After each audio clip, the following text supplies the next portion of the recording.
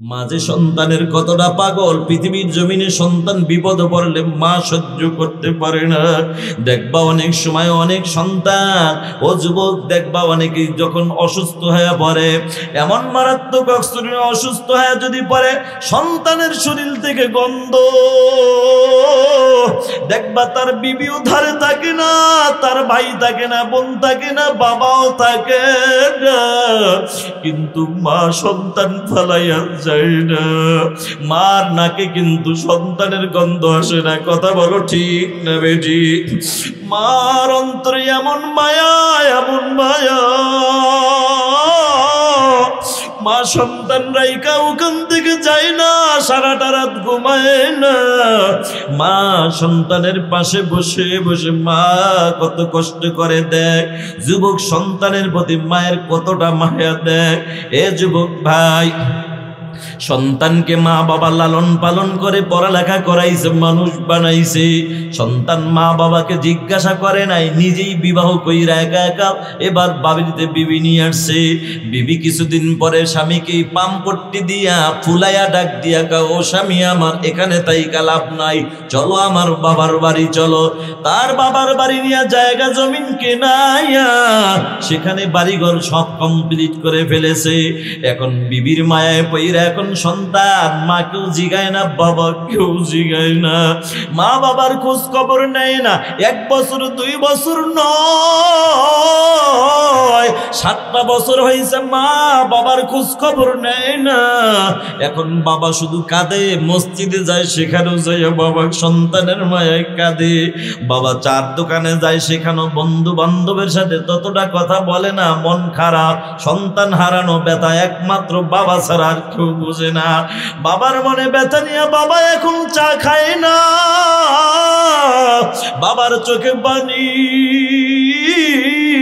7টা বছর হয়ে গেল, মা বাবা দুজন সন্তানের চিন্তায় অস্থির। এদিকে বাবা চিন্তায় অস্থির হইয়া বাবা অসুস্থ হয়ে পড়ছে। বাড়িঘর যা আছে ভিটা বাড়ি সব বিক্রি করে বাবার চিকিৎসা করাইছে, এরপরও বাবাকে বাঁচাইতে পারে নাই। এ যুবক ভাই, একদিনের ঘটনা, ওই যুবক আল্লাহর গোলাম, তার পুরুষাঙ্গ বাত হয়ে গেছে, এমন অসুস্থ হইছে। এরে যুবক ভাই, এখন বিবি যে অন্য জায়গায় বিবাহ বসেছে, এখন শ্বশুর বাড়ি তার জায়গা নাই। শ্বশুরে ঘাড় ধরে সেখান থেকে বের করে দিছে, তুই এখান থেকে চলে যা। নিজের জায়গা কেনা, নিজের ঘর করা সব সেখানেই পড়ে আছে, জামাই তার জায়গা এখন নাই।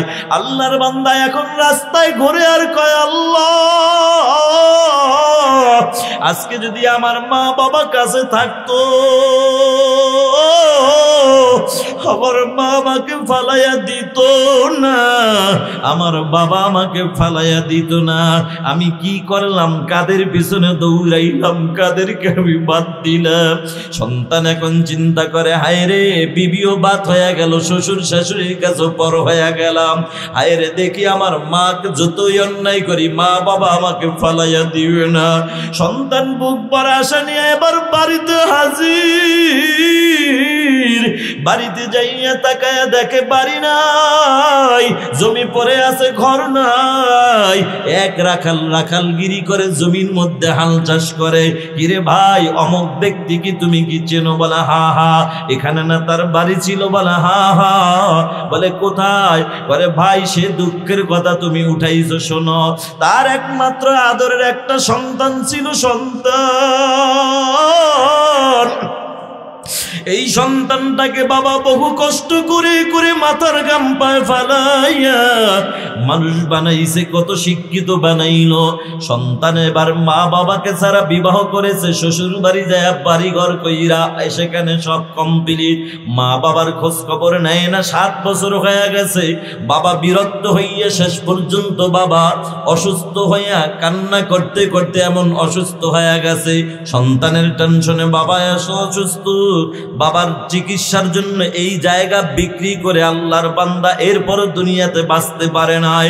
তার বাবা দুনিয়া থেকে বিদায় হয়ে গেছে, তার মাটা বেঁচে আছে, তবে মা সন্তানের মায়া পয়রা কাঁদতে কাঁদতে মা অস্থির হয়ে গেছে, চোখ দুইটা মায়ের অন্ধ হয়ে গেছে। বলে সেই মা এখন কোথায় আছে বলো? রাখাল ডাক দিয়া গায়ের ভাই, ওই স্বামী হারা আল্লাহর বান্দি সারাদিন ভিক্ষা করে করে দিনটা কাটায়, আর রাতের বেলা অমুক এলাকার মধ্যে একটা ছোট একটা ঘরের মধ্যে থাকে। যুবক চিন্তা করলো, হায় রে, আমার মার কাছে গেলে মা কয়া ডাক দিলে মা আমাকে ফিরাইয়া দিবে না।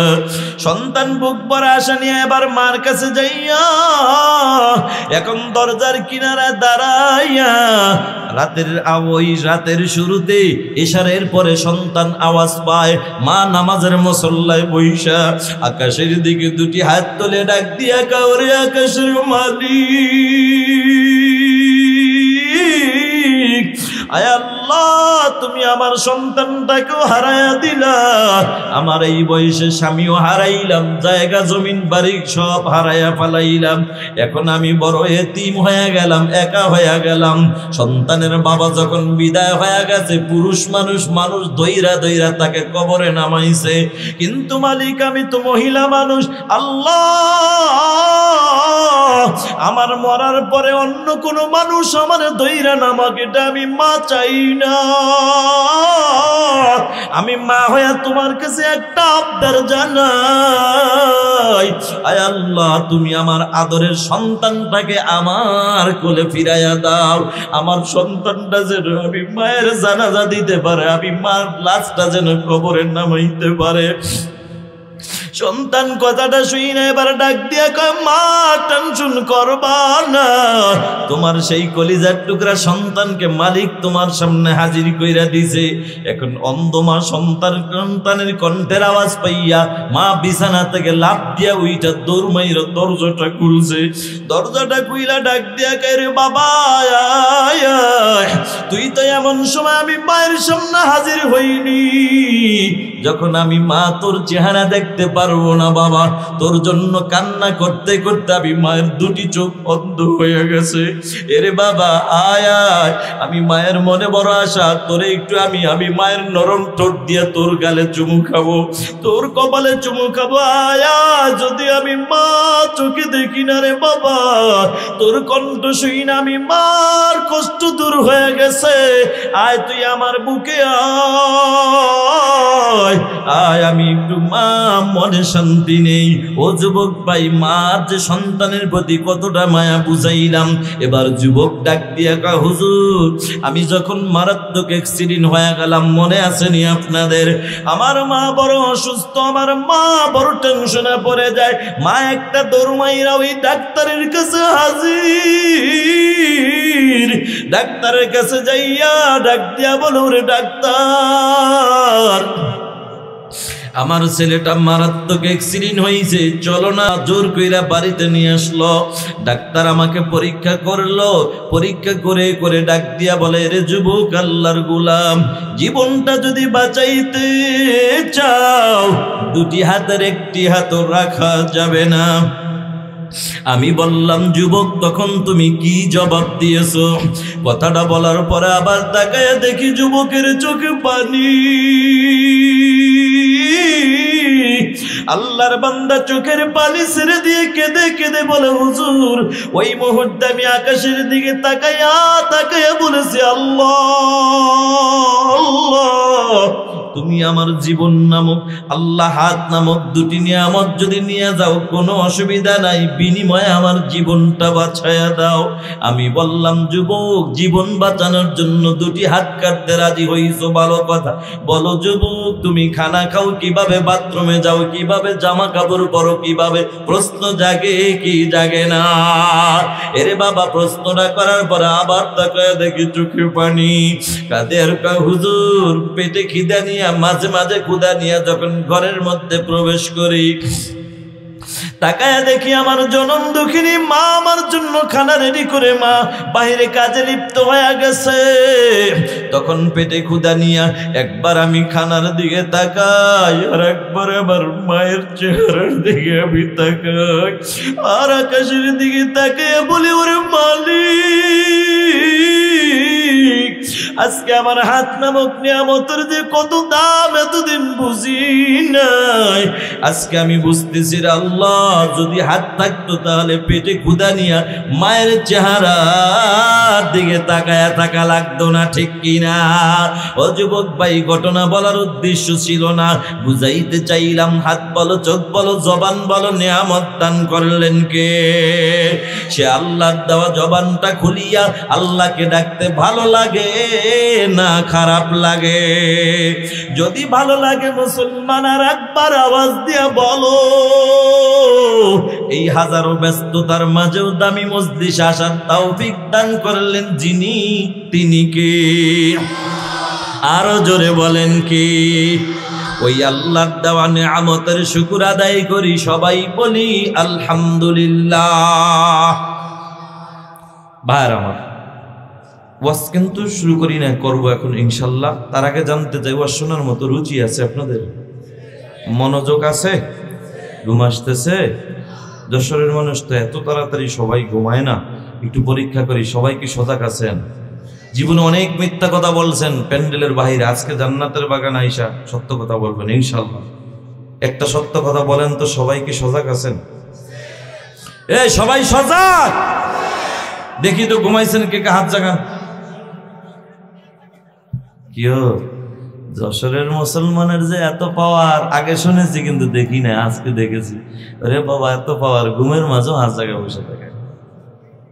অসুবিধা নাই, আপনার বাড়ি যশোর, আমার বাড়ি কিন্তু বরিশাল। একবার আর দুইবার নয়, 10 বার হাত জাগায়াও যদি বলেন ও বরিশালের হুজুর ঘুমাইছি, কসম আল্লাহর বিশ্বাস হবে না।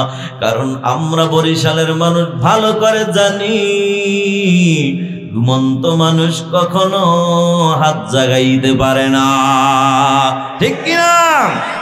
তাহলে এবার সজাগ আছেন যারা, একটা তাকবীর আওয়াজ দিয়ে বল দেখি তো কে কে সজাগ। নারায়ে তাকবীর। ও মুসলমান, তাকবীর আওয়াজ দিতে কি ভয় লাগে নাকি? মুসলমান ভয় করলে চলবে না। বিগত দিনে এমন দিন গিয়েছে মুসলমান নারায়ে তাকবীর আল্লাহু আকবার স্লোগানটাও পর্যন্ত আমরা দিতে পারি না, কথা বলো ঠিক কিনা?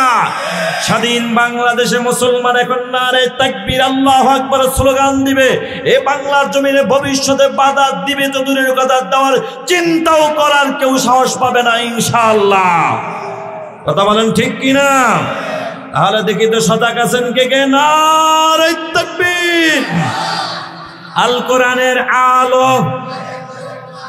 মুসলমান ঘরে জ্বালায় তো এই পর্যন্ত দেশের অবস্থা 12টা বাজে গেছে। কোরআনের আলো শুধু ঘরে জ্বালাইলে হবে না, এখন থেকে প্রতিজ্ঞা করতে হবে আল কোরআনের আলো ঘরে বাইরে এমনকি রাষ্ট্র পর্যন্ত কোরআনের আলো জ্বালাইতে হবে, কথা বলো ঠিক কিনা? আমার সাথে কারা কারা একমত? নারায়ে তাকবীর। আল্লাহ কবুল করে বলুন আমিন।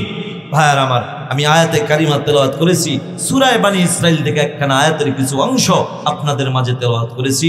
আল্লাহর হাবিব সাল্লাল্লাহু আলাইহি ওয়াসাল্লামের অসংখ্য হাদিস থেকে ছোট্ট একখানা হাদিস আপনাদের মাঝে পেশ করেছি।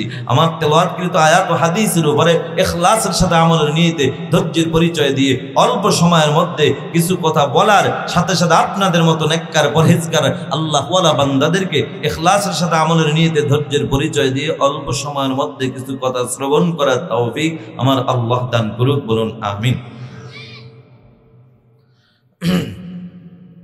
আয়াতে কারিমা তেলাওয়াত করেছি, আল্লাহ বলেন ওয়াকাদা রাব্বুকা আল্লা তা'বুদু ইল্লা ইয়্যাহ। আমি রব সিদ্ধান্ত দিয়েছি শুধুমাত্র কেবলমাত্র ইবাদত হবে কার? আল্লাহ বলেন ওয়ামা খালাকতুল জিন্না ওয়াল ইনসা ইল্লা লিয়াবুদুন।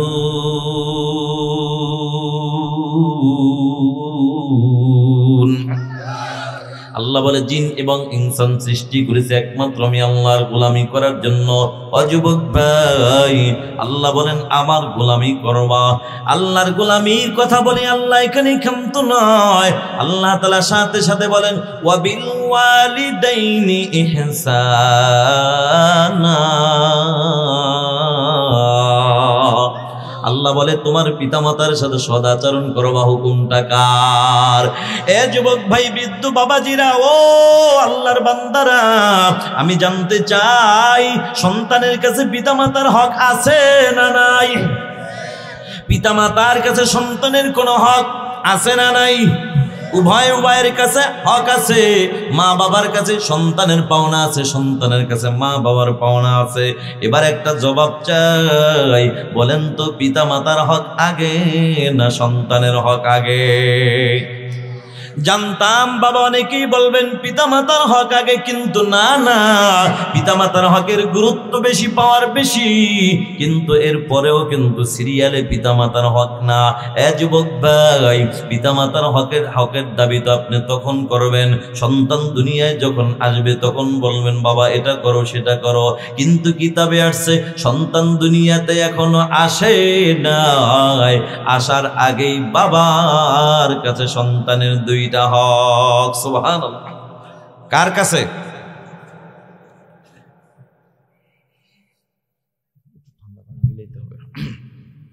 বাবার কাছে, মার কাছে না। কার কাছে? বাবার কাছে সন্তানের দুইটা হক।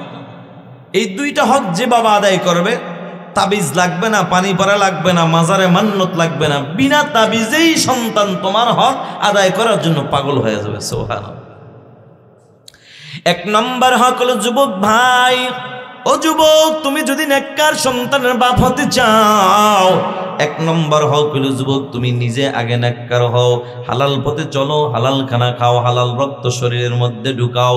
দুই নম্বর হক হলো যুবক আল্লাহর গোলাম, তোমার ঘরে একজন নেককার বিবি ঢুকাও। কারণ বাপ যদি ভালো হয়, মা ভালো হওয়ার আশা করা যায়। মা যদি ভালো হয়, ওই মায়ের গর্ভে সন্তান ভালো হওয়ার আশা করা যায়, ঠিক কিনা?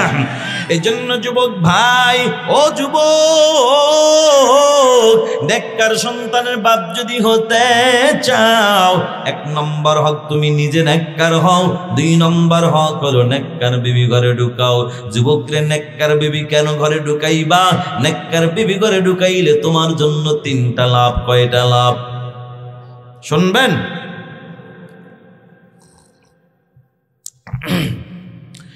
নেককার বিবি ঘরে ঢুকাইলে তিনটা লাভ।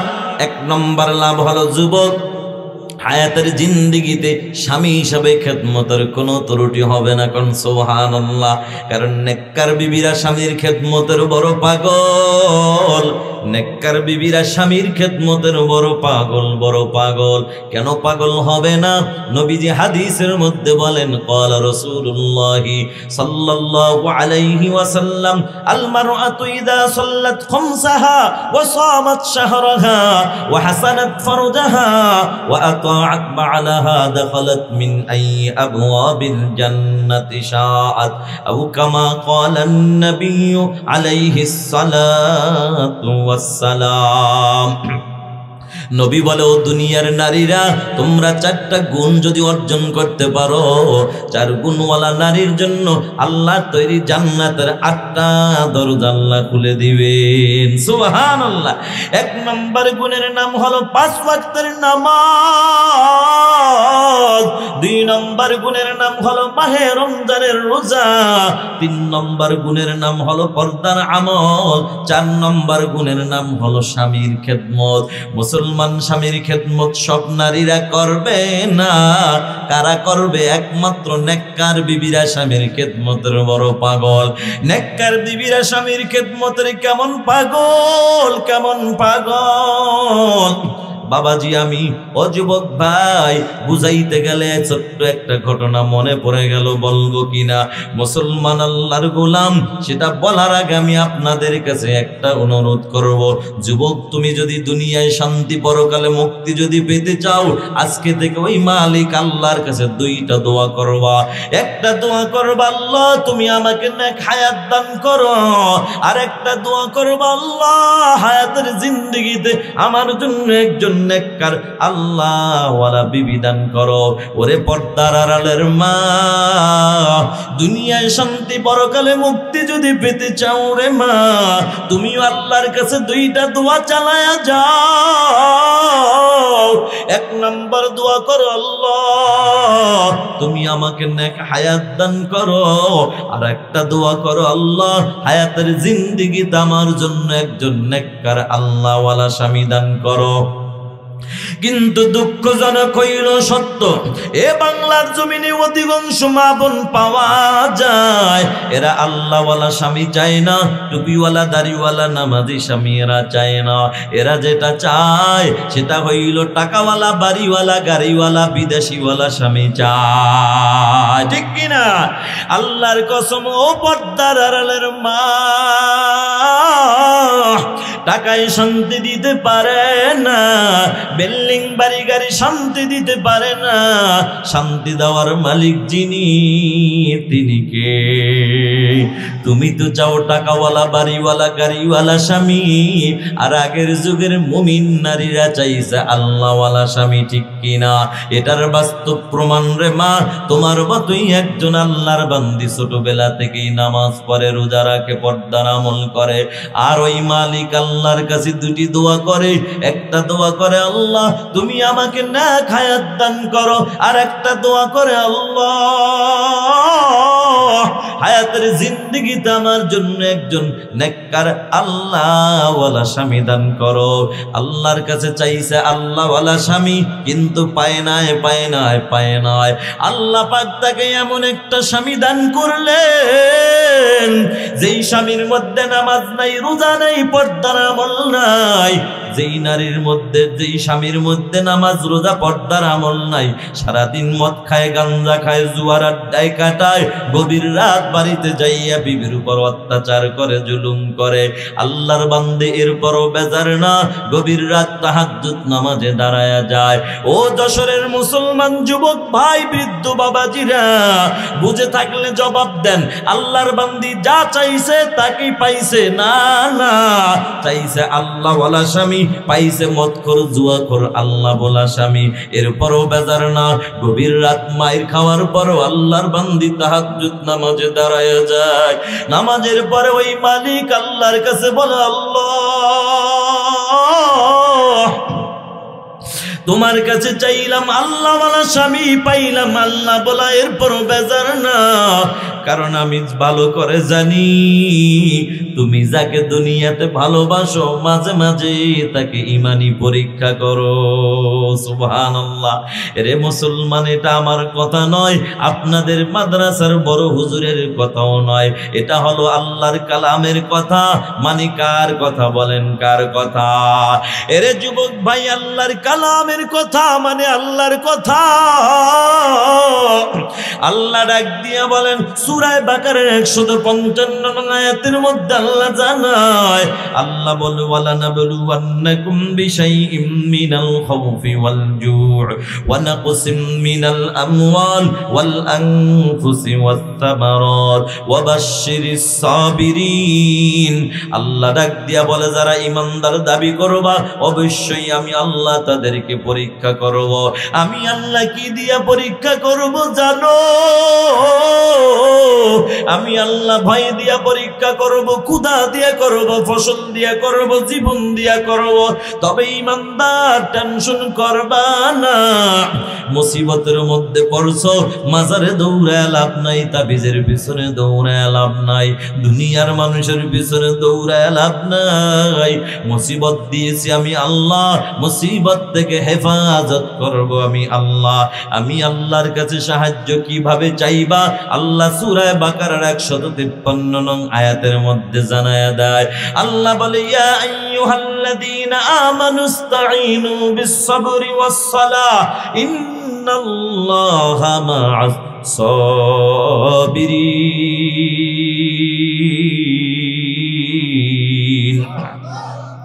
আল্লাহ ডাক দিয়া বলে, আল্লাহ বলে ওই ইমানদার মুসিবতের মধ্যে পড়ছো, কোনো টেনশন নাই, দুইটা আমল নিয়ে সামনে আগাও। একটা হলো ধৈর্য আর একটা হইল নামাজ। আল্লাহর বান্দি বিপদে পড়ে গেছে, চাইলাম আল্লাহ বলা স্বামী, পাইলাম আল্লাহ বলা স্বামী, এরপরও বেজার না, ধৈর্যের আমল নিয়া নামাজের মাধ্যমে ওই মালিক আল্লাহর কাছে সাহায্য চায়, ডেকে বলে আল্লাহ, চাইলাম আল্লাহ ওয়ালা, পাইলাম আল্লাহ ভোলা, এরপর বেজার না, তবে তোমার কাছে আমি আবদার জানাই, আমার এই আল্লাহ বলা স্বামীটাকেই তুমি আল্লাহ ওয়ালা বানাইয়া দাও। নারে তাকবীর। ও পর্দার আড়ালের মা, তোমার স্বামী যদি উল্টা পাল্টা পথে চলে মা, ও মা, তোমার জন্য রাস্তা একটা, 1 নম্বর ধৈর্য ধরো, 2 নম্বর হলো নামাজের মাধ্যমে আল্লাহর কাছে সাহায্য চাও। ধৈর্যের আমল নিয়ে নামাজের মাধ্যমে সাহায্য চাও। আল্লাহ তাআলা কিভাবে সাহায্য করে দেখো। আল্লাহর বান্দি দোয়া করেছে, মালিক আমার স্বামীটাকে আল্লাহ ওয়ালা বানায়া দাও। দোয়া আল্লাহর দরবারে কবুল হয়ে গেছে। ও যুবক ভাই, আল্লাহওয়ালা হওয়ার জন্য এখন কোথায় যাওয়া লাগবে? আল্লাহওয়ালা হওয়ার জন্য কোথায় যাওয়া লাগবে? আমার আল্লাহ সেটাও কুরআনুল কারীমের মাধ্যমে জানায়া দেয়। আল্লাহ বলে ইয়া আইয়ুহাল্লাযীনা আমানুত্তাকুল্লাহ, ও ঈমানদারেরা আমি আল্লাহকে ভয় করো, ভয় দিলে নাই, ওয়া কুনু মা'আস সাদিকিন, সাদিকিন যারা সত্যবাদী যারা, তাদের সুহবত অর্জন করো। আল্লাহ ওয়ালাদের সুহবত অর্জন করলে তুমি অটোমেটিক আল্লাহ ওয়ালা হয়ে যাইবা।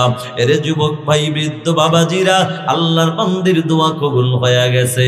হঠাৎ করে ওই মহল্লায় আল্লাহর ঘর মসজিদে আল্লাহর কিছু মেহমান হাজির, আল্লাহর বান্দারা হাজির, যাদেরকে বলা হয় তাবলীগ জামাত। চিনেননি? ভালো না খারাপ? কেমন ভালো, কেমন ভালো জানো?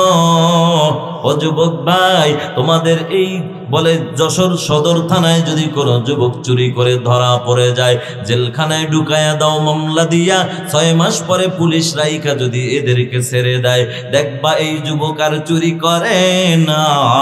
তবে আগে করতো চুরি মাগার, এখন করে ডাকাতি, ঠিক কিনা? কিরে যুবক, আগে করতি চুরি, এখন কেন ডাকাতি রে বল? বা হুজুর পুলিশের হাতের ডান্ডার বাড়ি খাইয়া কলিজা বড় হয়ে গেছে, যার কারণে এখন আর ছোটখাটো ভালো লাগে না, বড়টা ধরছি ডাকাতি। কথা কোন ঠিক কিনা?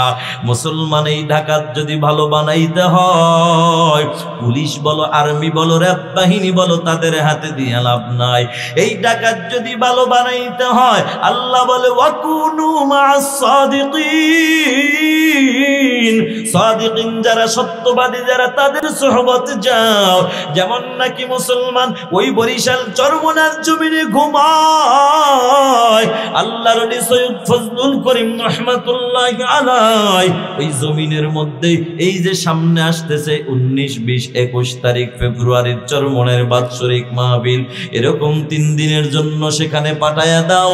কসম আল্লাহর, একটা বছর জেলখানায় থেকে যা পরিবর্তন না হবে, খাঁটি আল্লাহ ওয়ালাদের সোহবতে গেলে বলে 1 ঘন্টা থাকলে তার চাইতেও বেশি পরিবর্তন হয়ে যাবে, ঠিক কিনা? এরে ভাই, উজানির জমিনে পাঠাও, বিশ্ব ইসলামের ময়দানে 3 দিনের জন্য পাঠায়া দাও, দেখবা জীবন কেমন পরিবর্তন হয়। ও যুবক ভাই, আল্লাহর বান্দারা, এবার আল্লাহর বান্দা তাবলীগ জামাত হাজির, আসরের নামাজের পরে আমি নিশাব দাওয়াতের কাজ নিয়ে বের হয়ে যায়। সর্বপ্রথম যে আল্লাহর বান্দা বান্দার সাথে দেখা হয়, ওই আল্লাহর বান্দা দুনিয়ার কেউ নয়, দ্বিতীয় আর কেউ নয়, ওই আল্লাহর বান্দাই হলো ওই নাহিদার স্বামী মৎকর ফরিদউদ্দিন। এরে যুবক ভাই, কি তোমার নাম? কয় আমার নাম ফরিদউদ্দিন। এরে ফরিদউদ্দিন, তোমাদের মহল্লায় আল্লাহর ঘর মসজিদে আল্লাহর কিছু মেহমান আসছে দ্বীনের দাওয়াত নিয়া, যদি যাইতা বড় খুশি হইতাম, সাথে সাথে মালিক আল্লাহ খুশি হয়ে যাইত।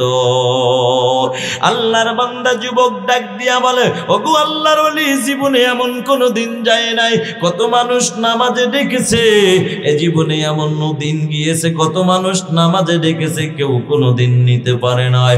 আজকে কেন জানি আপনার জবানের বয়ান শুনিয়া দিলটা নরম হয়ে গেছে, আর আমি ওয়াদা করলাম এখনই আমার মন চায় আমি মসজিদে চলে যাই। আমি মসজিদে গেলাম, আল্লাহর বান্দা মসজিদে হাজির হয়ে গেল। নামাজের পরে কোরআনের বয়ান, হাদিসের বয়ান চলতেছে চলতেছে, হঠাৎ করে ইশারের আজান হয়ে গেল। আজানের পরে আমির সাহেব দাঁড়াইয়া ডাক দিয়া কও, নবীর উম্মত কে আছো, আল্লাহর রাস্তায় বের হওয়ার জন্য রাজি আছো? দাঁড়াও। কথাটা বলতে দেরি, যুবক মৎখর সবার আগে দাঁড়াইতে দেরি নাই। হেদায়েতের মালিক কে? ও যুবক ভাই, আল্লাহর বান্দা দাঁড়ায়া গেছে। দাঁড়াইয়া ডাক দিয়া বলে, হুজুর আমার তো মন চায় আমি আপনাদের সাথে আল্লাহ রাস্তায় বের হয়ে যায়। এবার যুবক আল্লাহর গোলাম,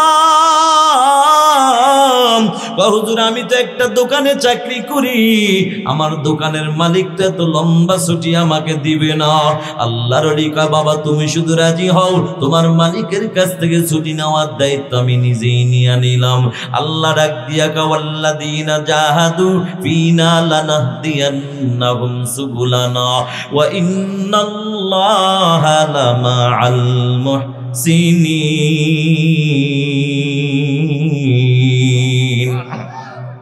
আল্লাহ বলে, বান্দা তোমার কাজ হলো চেষ্টা করা, মুশাহাদা চালায়া যাও, কবুল করবেন যিনি তিনি কে? এরে যুবক ভাই, বৃদ্ধ বাবাজিরা, ও পর্দার আড়ালের মা, আল্লাহর বান্দা যুবক এইবার কয়, হুজুর আমার তো মন চায়। এবার সকালবেলা দোকানওয়ালার কাছে দুজন হাজির। আমির সাহেব ডাক দিয়া সালাম দিয়া বলো, ও দোকানওয়ালা ভাই, আপনার দোকানের কর্মচারী ফরিদউদ্দিন নামে কেউ আছে? বলে, হা হা আছে। আপনার কর্মচারী ফরিদউদ্দিন তো আল্লাহ রাস্তা বের হওয়ার জন্য রাজি হয়ে গেছে, যদি ছুটি দেন, অনুমতি দেন।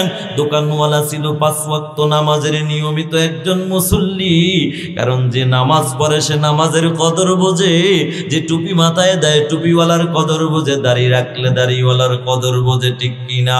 কারণ তার সামনে টুপিওয়ালা দাড়িওয়ালাকে নামাজিকে যদি গালি দেওয়া হয়, তার কলিজার মধ্যে যায় বড় আঘাত লাগে, ঠিক কিনা?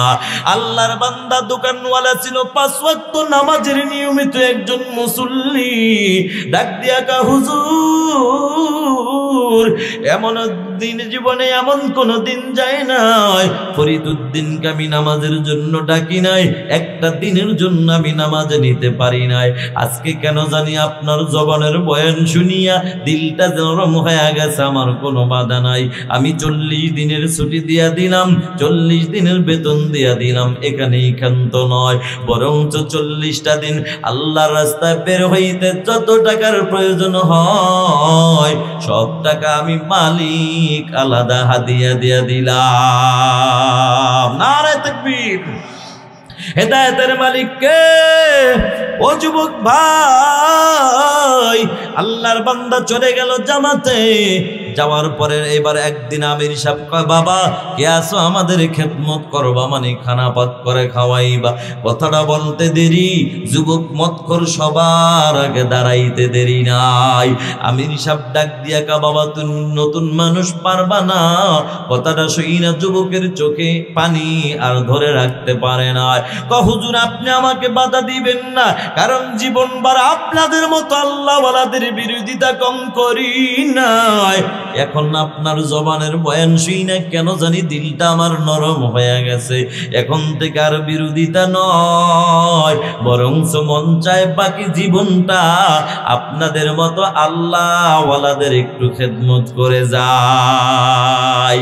আউলিয়ারা কারে উকবা ইখতিয়ার, জাহেলারা কারে দুনিয়া ইখতিয়ার। মাইলে মোমেন সোয়ে মোমেন মিশাওয়াত, মাইলে কাফের সোয়ে কাফের মিশাওয়াত।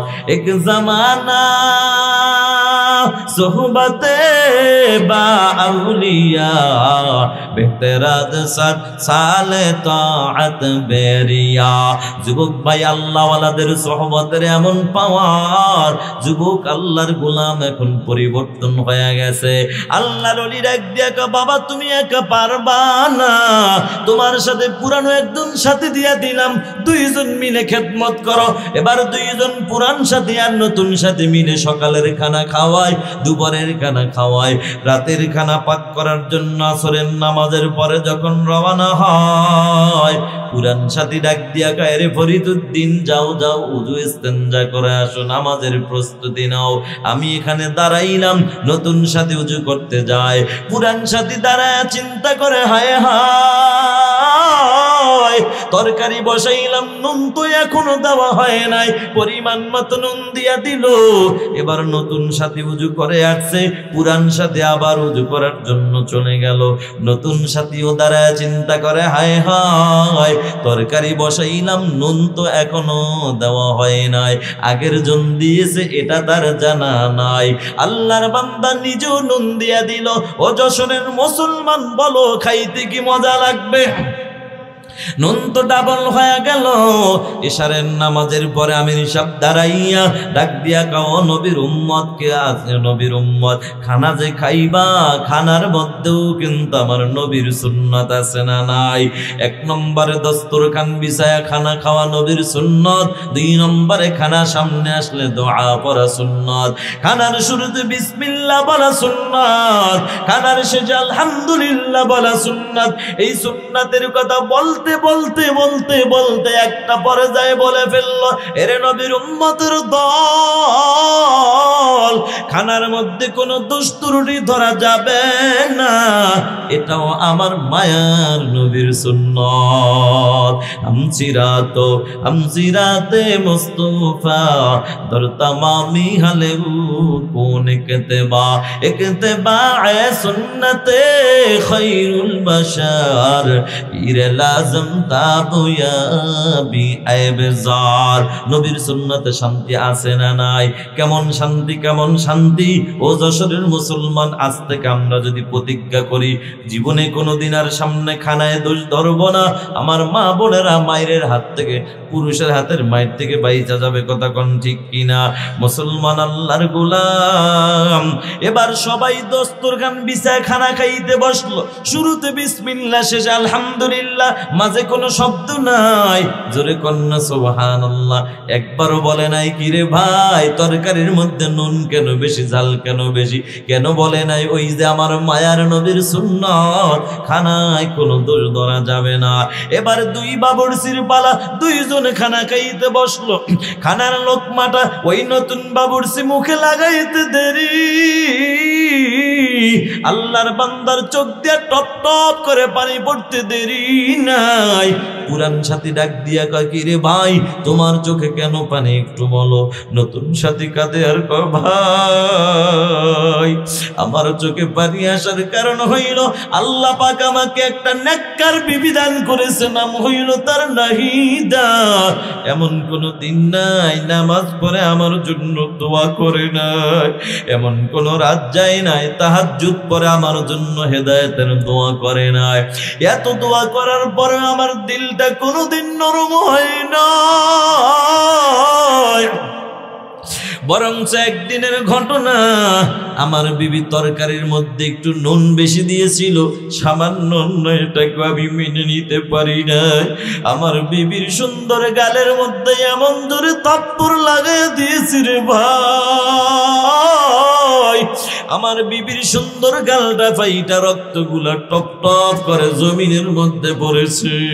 আজকে আমার মনে বড় ভয়, এতগুলো আল্লাহর বান্দাদের খানা আমি নষ্ট করে দিলাম। কই আছে কিয়ামতের ময়দান যেদিন কায়েম হয়ে যাবে, আল্লাহর আদালতে দাঁড়ায়া আমার বিবি যদি আমার নামে মামলা দেয়, আমি কি জবাব দিব রে ভাই? পুরান সাথী ডাক দিয়ে কয়, রে ভাই কান্না করে লাভ নাই। আমার মন বলে তোমার বিবি যেহেতু নেককার, তো কোনো টেনশন নাই। 40টা দিন শেষ কইরা তোমার বিবির কাছে যায়া ক্ষমা চাও, তোমার বিবি ক্ষমা করে দিবে, সাথে সাথে মালিক আল্লাহ ক্ষমা করে দিবে। কথাটা শুই না যুবক এখন ঠান্ডা হয়েছে। এবার সবচেয়ে মজার ব্যাপার, 40 দিন পার করে যুবক যখন বাড়ির দিকে যায়, এর যুবক সবচেয়ে মজার ব্যাপার, যেই যুবক জীবনেও কোনোদিন সালামের আমলটাও জানতো না, আজকে দরজার সামনে দাঁড়াই বলে আসসালামু আলাইকুম ওয়া রাহমাতুল্লাহ। বিবি বলে ওয়ালাইকুম আসসালাম ওয়া রাহমাতুল্লাহ। ডাক দিয়া বলো, প্রাণের বিবি কেমন আছো? আলহামদুলিল্লাহ। স্বামী আপনি কেমন? আলহামদুলিল্লাহ। ওরে বিবি কথা বলার মন চায়, 40 দিন শেষ হয়ে গেছে, ছুটি আমার শেষ, আমি এখন অফিসে চলে যাব। বিবি রে, যদি পারো আমার জন্য একটু চার ব্যবস্থা করো, আমি গোসল করতে রওনা হয়ে গেলাম। কথা দিলাম বিকাল বেলা অফিস থেকে আইসা সারাটা রাত তোমার সাথে গল্পে কাটাইয়া দিব। স্বামী গোসল করতে রওনা, বিবির মনে বড় আনন্দ, কারণ নেককার বিবিরা স্বামীর খেদমতের বড় পাগল।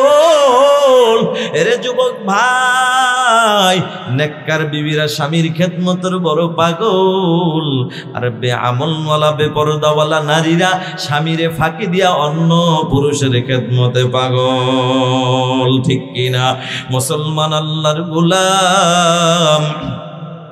এবার যুবক গোসল করতে রওনা, আল্লাহর বান্দি চা বানাইতে রওনা, কিন্তু চা বানাইতে রওনা ঠিক মনে আনন্দ, স্বামীকে নিজ হাতে চা বানায় খাওয়াবে। আল্লাহ যদি না খাওয়ায়, কোন আল্লাহর বান্দার ক্ষমতা নাই। এবার আল্লাহর বান্দি চা বানাইতে রওনা, মনের বলে চিনি না দিয়া নুনের বয়ম থেকে নুন ঢেলে দিয়েছে। খেলাটা কার? আল্লাহ বুঝাইতে চায়, রে যশোরের মুসলমান, তোমরা যারা তাবলিগ দেখতে পারো না, চরমোনাই উজানি আল্লাহওয়ালা দেখতে পারো না, হক্কানি উলামা ইকরাম দেখতে পারো না, এখানে যাইয়া মানুষ কখনো খারাপ হয় না, বরং সেখানে যাইয়া আল্লাহ বলা মানুষগুলা আল্লাহওয়ালা হয়ে যায়। ঠিক কিনা? মুসলমান আল্লাহর গোলাম, আমি আর লম্বা সময় নিব না। ও যুবক ভাই, এবার যখন চা বানাইতে রওনা, চার মধ্যে চিনি না দিয়া নুন ঢেলে দেয়। এবার যুবক গোসল করে আসছে, আল্লাহর বান্দি চাটা যখন ঢেলে দেয়, যুবক এইবার শুরুতে বিসমিল্লাহ, শেষে আলহামদুলিল্লাহ, মাঝে কোনো শব্দ নাই। জোরে কন্যা সুবহানাল্লাহ। একবারও বলে না, এরে বিবি চার মধ্যে চিনি না দিয়ে কেন নুন ঢেলে দিনা? কথাটা কেন বলে নাই? ওই যে মায়ার নবীর একটা সুন্নত খানায় দোষ ধরা যাবে না। ওরে মুসলমান যুবক, এবার আল্লাহর বান্দা চা খেয়ে অফিসে চলে গেল। আল্লাহর বান্দি নাহিদা চিন্তা করো, অবশিষ্ট চা ফালায় লাভ নাই, নিজেই খায়া ফালায়। আল্লাহর বান্দি চাটা মুখে লাগাইতে দেরি, আল্লাহর বান্দির চোখ দিয়া টপ টপ করে পানি পড়তে দেরি নাই। কাঁদে আর কয় বিবি, কাঁদে আর কয় বিবি, কাঁদে আর কয় আল্লাহ, আজকে আমার মন বলে আমার স্বামীর সময় না থাকার কারণে বুঝি আজকে আমাকে মারে নাই, অফিস থেকে আইসা বুঝি আমাকে ছাড়বে না। ওরে যশোরের মুসলমান, আওয়াজ দিয়া বলো, আসলে কি অফিস থেকে আইসা মারবে? না না, বরং হেদায়েতের মালিক আমার আল্লাহ। এ যুবক ভাই, বিকাল বেলা আইসা মারবে তো দূরের কথা, বরঞ্চ সকালের মতো সালাম সালাম দিয়া বলে বিবি কেমন আছো বিবি আমার, সকালবেলা ওয়াদা করেছি বিকালবেলা মনের মতো কথা বলবো, তবে সব কথার প্রথম কথা হইল বিবি পারবানি তুমি আমারে ক্ষমা কইরা দিতে। বিবি অবাক হইয়া কয় কিরে স্বামী তুমি কেন ক্ষমা চাও? ক্ষমা তো আমি চাওয়ার জন্য সকাল থেকে অপেক্ষায় আছি। এরে বিবি তুমি আবার কি অন্যায় করেছো? তুমি আবার কেন ক্ষমা চাইবা? কি অন্যায় করেছো রে বিবি? বিবি ডাক দিয়া কয় স্বামী 40টা দিন পরে একটু চা খাওয়ার আবেদন জানাইলেন, চিনি না দিয়ে নুন ঢেলে দিয়েছি, অন্যায় করেছি। নুন শব্দটা শুই না স্বামীর চোখে এখন আর পানি ধরে রাখতে পারে না। স্বামী কাঁদে আর কয় বিবি তুমি তো মাত্র আমি একার খানা নষ্ট করেছো। এরে বিবি তুমি কি জানো তোমার এই স্বামী কতগুলো আল্লাহর বান্দাদের খানা নষ্ট করেছে রে বিবি? সেখানে তাকায়া দেখলাম একটা মানুষও কোনো শব্দ করে নাই। সেখান থেকে আমিও শিক্ষা গ্রহণ করে এসেছি, বিবির কোনোদিন আমিও আর শব্দ করব না। নারে তাকবীর। ও যুবক ভাই, সন্তান দুনিয়ায় আসার আগে বাবার কাছে 2টা হক। 1 নম্বর হক ডান কানে, 1 নম্বর হক যুবক তুমি নিজে নেককার হও। 2 নম্বর হক হলো নেককার বিবি ঘরে ঢুকাও। যুবকরে নেককার বিবি ঘরে ঢুকাইলে 3টা লাভ। 1 নম্বর লাভ হায়াতের জিন্দেগিতে খেদমতের কোনো ত্রুটি হবে না। 2 নম্বর লাভ নেককার বিবির গর্ভে সন্তান পাইবা, নেককার সন্তান। 3 নম্বর হলো জনম দুঃখিনী মা বাবার খেদমতের কোনো ত্রুটি হবে না। কারণ নেককার বিবিরা স্বামীর খেদমতের যেমন পাগল, শ্বশুর শাশুড়ির খেদমতেরও তেমন পাগল, ঠিক কিনা? মুসলমান যুবক ভাই, এর বিপরীত বেআমলওয়ালা বেপরদাওয়ালা বিবি যদি ঘরে ঢুকাও, ওদিকে যেমন 3টা লাভ, এদিকে কিন্তু বাবা আবার 3টা ক্ষতি। 1 নম্বর ক্ষতি স্বামী হিসাবে খেদমত পাইবা না। কেমনে তুমি পাইবা? বেআমলওয়ালা বেপরদাওয়ালা বেনামাজি নারীরা স্বামীর খেদমতের অতটা পাগল না, তবে স্বামীর পকেটের টাকায় মোবাইলে এমবি ভরে ভরে ভরে ভরে অন্য পুরুষের সাথে কালেকশন লাগাইয়া 14ই ফেব্রুয়ারি বেহায়া দিবসের দিন অন্য পুরুষের খেদমতে দৌড়ায়, ঠিক কিনা? এরে মুসলমান যুবক ভাই, বেআমলওয়ালা বেপরদাওয়ালা নারী ঘরে ঢুকাইলে 3টা ক্ষতি। 1 নম্বর ক্ষতি স্বামী হিসাবে খেদমত পাইবা না। 2 নম্বর নেককার সন্তান পাইবা না। কারণ তুমি এই জমিনের মধ্যে লাগাইছো তেঁতুল গাছ।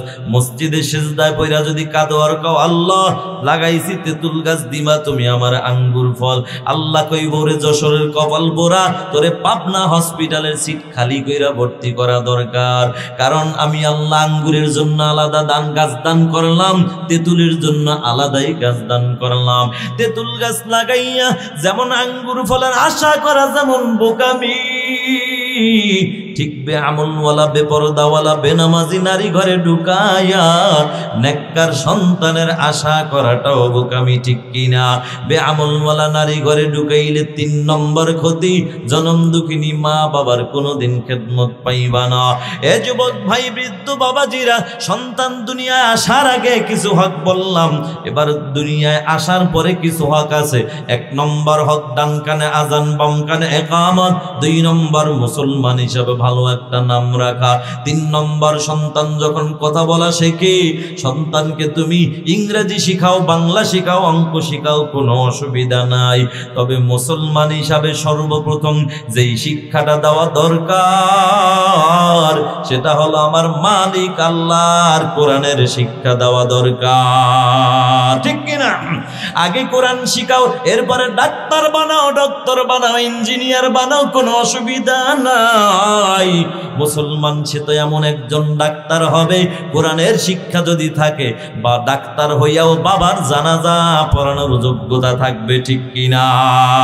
মুসলমান আল্লাহর গোলাম, আল্লাহ বলেন আর রহমান আল্লামাল কোরআন খলাকাল ইনসান, রহমান হলেন তিনি, কোরআন শিখাইলেন যিনি, মানুষ বানাইলেন যিনি। এরে মুসলমান নবীর উম্মত, আমরা জানি দুনিয়ার মানুষের সৃষ্টি আগের পরে হলো শিক্ষা, যে যেটা শিখবে এটা তার ব্যক্তিগত ব্যাপার। আল্লাহ তাআলা রহমানের পরিচয় দিতে যাইয়া আগে কোরআনের শিক্ষার কথা বললেন, পরে সৃষ্টির কথা বললেন। কেন? মুফাসসিরিনে কিরাম বলেন, ওরে পৃথিবীর মানুষ, আল্লাহ এটাই বুঝাইতে চায়, ওরে দুনিয়ার মানুষ যার মধ্যে কোরআনের শিক্ষা নাই, ওটা নামে মানুষ হইলেও প্রকৃত মানুষ হতে পারে না। ঠিক কিনা?